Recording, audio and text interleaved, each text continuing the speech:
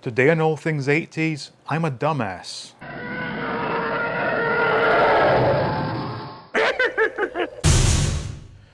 Welcome back to All Things 80s. Now I thought I'd concluded the series on assembling the most expensive Star Wars collection, and from reading the comments on the so-called bonus episode, I've missed out a couple of glaring examples, one of which I did include in the video I did last year. So anyway, I've got one or two more items to show you, and then we can draw a line under this entire episode. So let's take a look at what I missed. Okay, so first up we have Sy Snootles and the Rebo Band, which I completely overlooked in that so-called bonus video. Anyway, this one is costing $1,260, and as is typical with items in the Return of the Jedi line, the clear front to this box is extremely yellowed.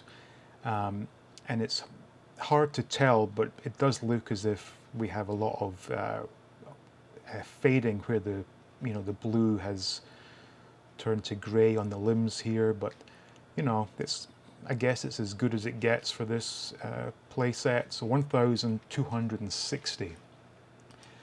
Next up, we have the Patrol Dewback, and this one is costing us in dollars $3,940. But this does look to be an absolutely pristine example, given that this thing is, what, 42 years old? I cannot ask for better than that, so I guess in the circumstances it's probably how much it's worth. Next up we have the Open Belly Tauntaun. This is a classic example of a variant where it genuinely is a different thing entirely. So this one has the rubber belly.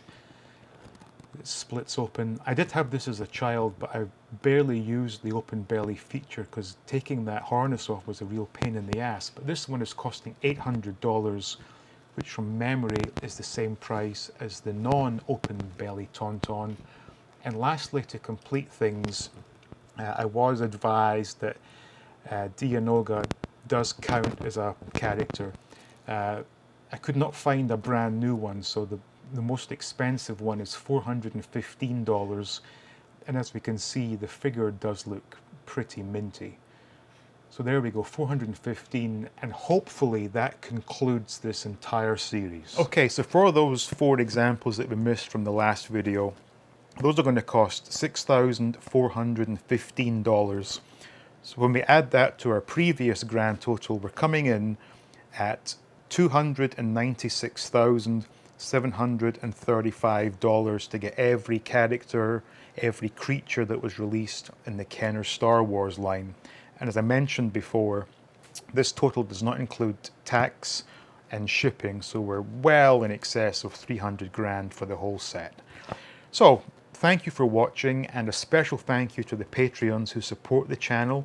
And if you like this video, please give it a thumbs up, subscribe if you haven't already done so, and stay tuned for more videos from All Things 80s.